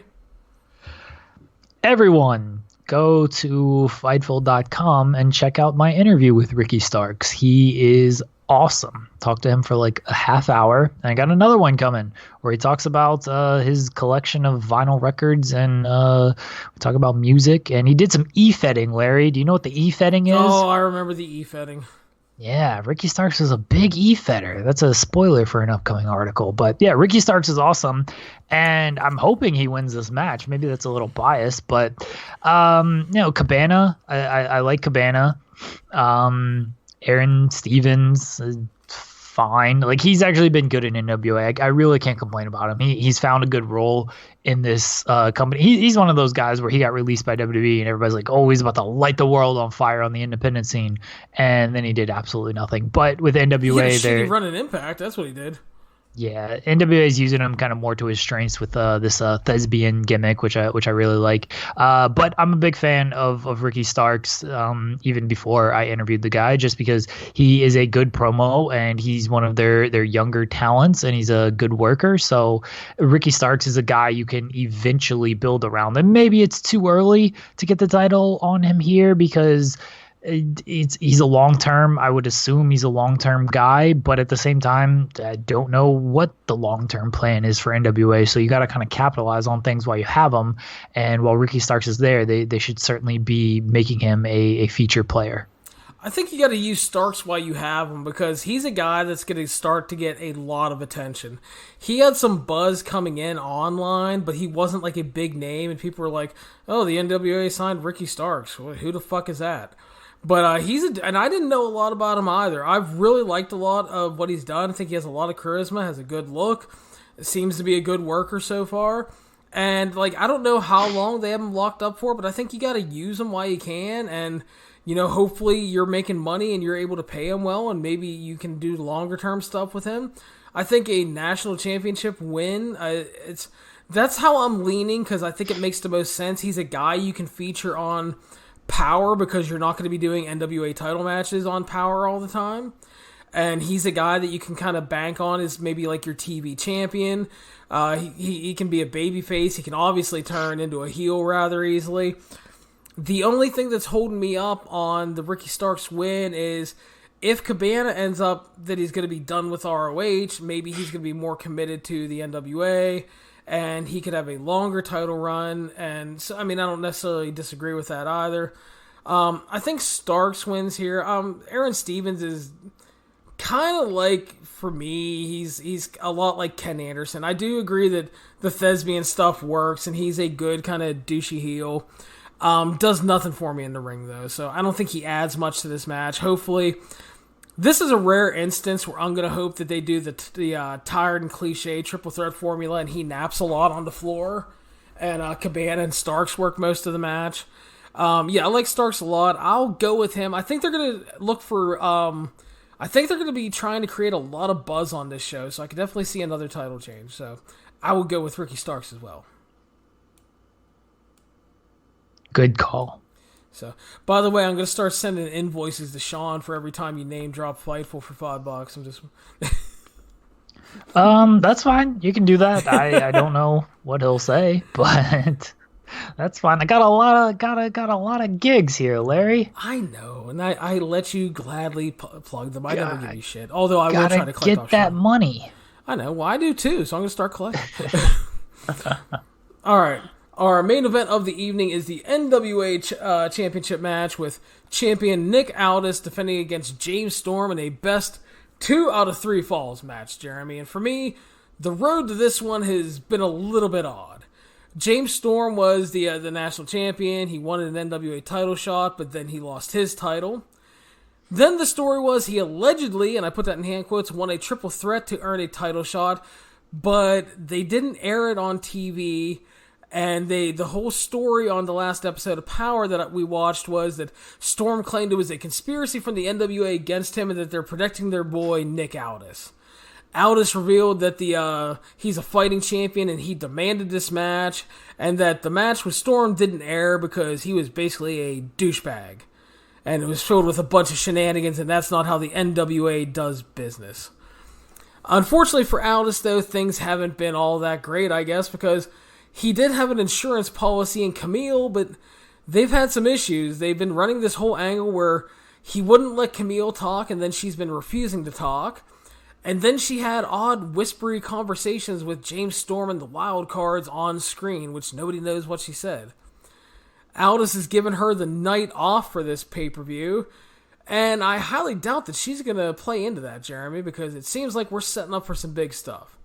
The match is 2 out of 3 falls, and the other gimmick is that each man got to choose a referee for a fall. James Storm picked Brian Hebner, Aldis picked wholesome babyface legend Tim Storm and former NWA champion to boot. And if it goes to a third fall, the NWA is going to select a final official. They're each going to win a fall, and it's going to go to the third fall because it always does. And the fix is in, Jeremy. The NWA will select Camille is the special referee. From there, James Storm will steal the championship with the help of his new henchmen, the Wild Cards, forming their, for lack of a better term, their new power with 3R stable, their kind of horseman-like stable with Camille as their manager. And they're going to run wild as the heels on the NWA. I think the match could be good, but we're going to get a title change, and it's going to be shenanigans. I'm picking the big power stable and turned by Camille, though. I can get on board with this. It is curious that they each pick a referee for their fall, and then it's like, okay, we know this is going to a third fall, so who's the third man? Who's the third referee? Camille makes sense in terms of the storyline and everything. I don't know who else you're going to kind of go with in this spot that's kind of linked to either man. Like Tim Storm, I guess, could have been that person, but, Aldis just picked him outright, so it's obviously not going to be him. Bonus prediction, Aldis is going to win the fall with Brian Hebner as the referee, and then Tim Storm is going to fuck Aldis, I think. I don't know if that's going to happen. I kind of figured they would just do the whole thing where the other person wins the referee fall. So yeah, Aldis wins the Hebner fall and Storm wins the Storm fall. I honestly figured that would just happen. That seems kind of predictable, and I would be more shocked if it just stuck to the norm and they won the fall that they picked. Yeah, Camille makes sense as doing the third referee. You do that. She fucks over Aldis, and the Wild Cards help out James Storm to get that big stable. I can see that. You kind of need the big heel stable is that staple of the NWA with the Horsemen, obviously. So Jesus Christ, please don't think I'm comparing James Storm and the Wild Cards and whoever else they had as their fourth guy. No, but it's going to be in the vein of the Horsemen. Yeah, you're right though. That's exactly what I'm saying too. I don't disagree with you. Yeah, we're not calling them the new Horsemen. It's just it's going to be reminiscent of that, and it's playing off of NWA history, so I can see it. Right. Who would be the fourth guy in this? Who is the I guess the Tully? I don't know. That's a good question. Maybe they debut somebody new that night? Mr. Anderson? Oh, God forbid. No. All I know is and we forgot to mention this, Stu Bennett will be taking over on commentary, replacing Cornette. If it is Camille and she's the referee, I do hope to God Stu Bennett drops a whose side is she on. Yeah, I think that would be cute. Yeah, I think Storm will win. I didn't have it thought out on how he would win. I did figure that it would be some type of shenanigans involving Camille. But yeah, the whole referee angle and then the wild card angle, certainly, again, more thought than I put into it. But my prediction was Storm, and you've sold me on this being the direction for things. All right, fair enough. And before we close up, what are your thoughts on Stu Bennett, the former Wade Barrett, coming in to do commentary? I think it'd be good. Stu Bennett, that's another guy who we got released by WWE, and people are like, oh, he's gonna light the world on fire. And he just had different plans. He didn't have that real commitment to wrestling afterwards. He kind of did acting, and then he did World of Sport. He was the commissioner or something for there. He was the evil dude at the end of Lucha Underground. Yeah, he dabbled in the independent scene and stuff, but he certainly didn't light the world on fire like everyone did. And that's, as we talked about with the WWE releases, not all these guys are going to do that. For every Cody Rhodes, there is a Damian Sandow. Like, that's just how this works. I like to use for every Cody, there's a Ryback. Well, yeah, but when I posted that article comparing the two, because they were released around the same time, Ryback blocked me because he was not happy with it. But yeah. Oh, he got blocked by the crowd. And the Ryback was not thrilled that I said he kind of just squandered his opportunity out there. And I mean, he's doing well with his podcast, I guess. I don't listen, but I guess I'm sure he doesn't listen to this. So if he does, he's going to block me again.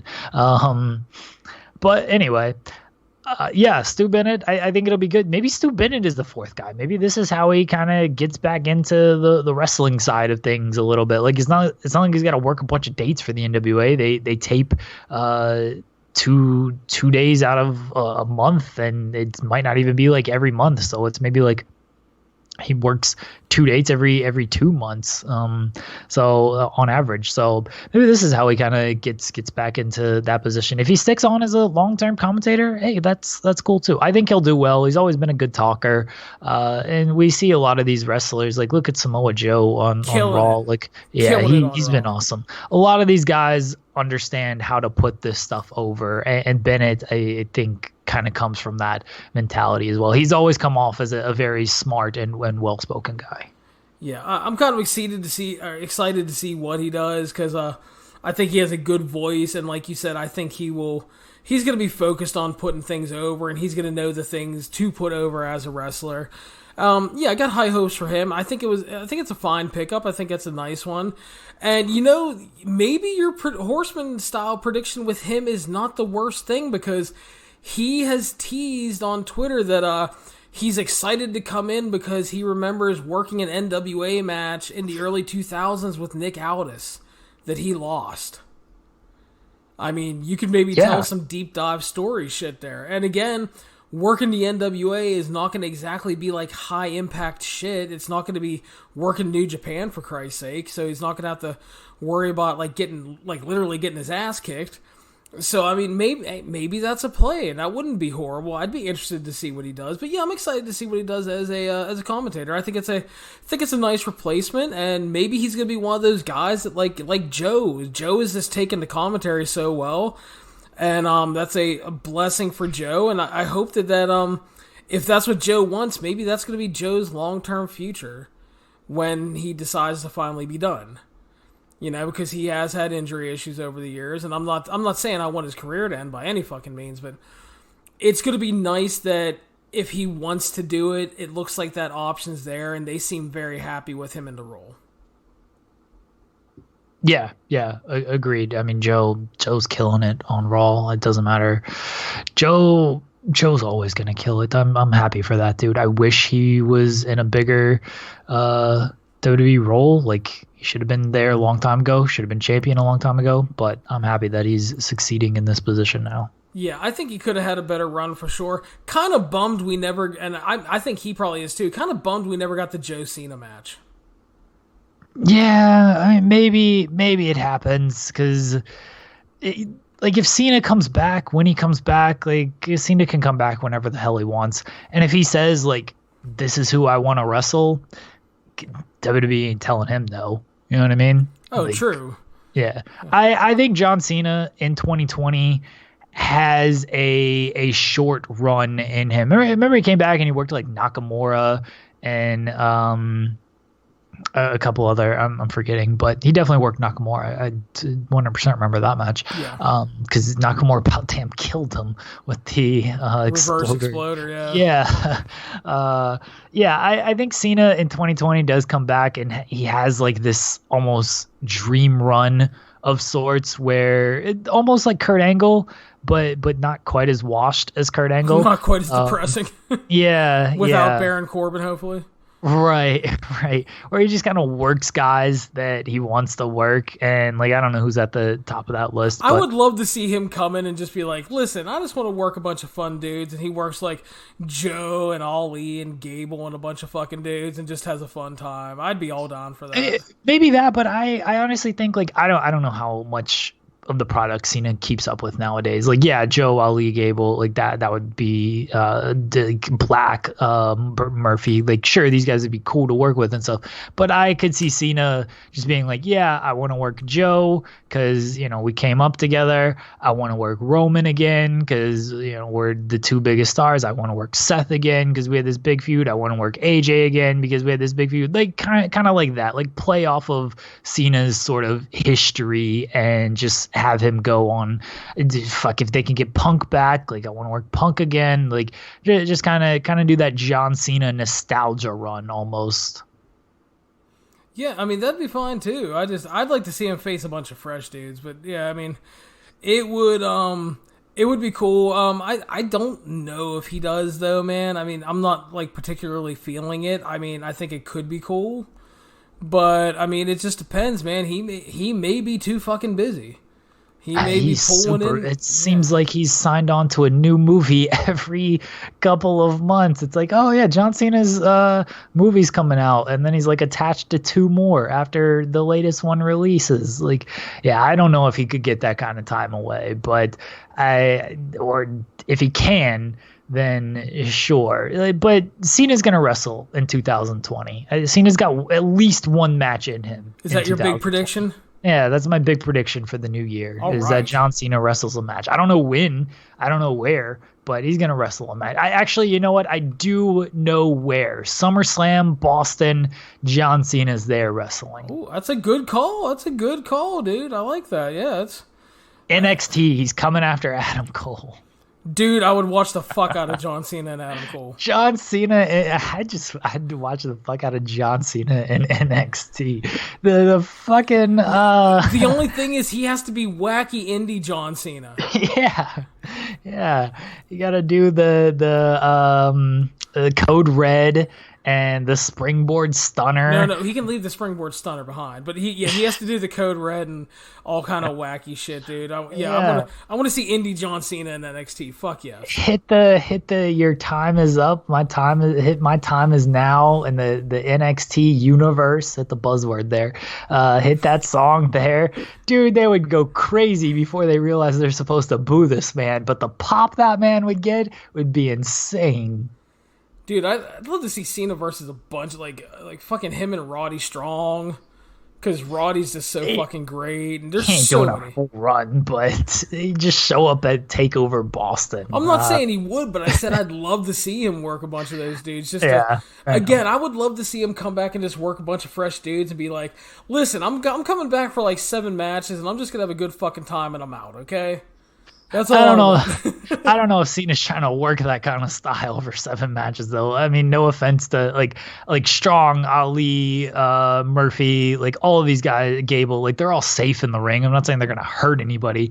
At the same time, like, I mean, Rollins, I guess, need him in the face, so I don't know how safe he is, but yeah, I don't know if John Cena is going to be like, yeah, I'm going to stand here and catch your dive and stuff, because Cena's got millions to make on the movie scene. He ain't trying to catch dives and take these high risk moves with a good chance of screwing up here. I'm just dreaming a bit, Jeremy. It's not like I'm trying to book the ROH and NWA, which I already did for them for free, so. You're trying to book John Cena's final. I guess I was too. John Cena and NXT. That's what I want.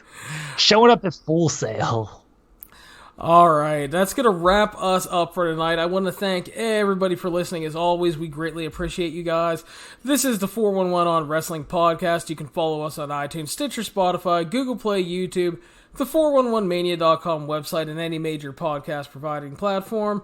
Again, please subscribe to the show, share us around on social media. If you have time, leave us a 5-star review on iTunes. We will talk to you later this week.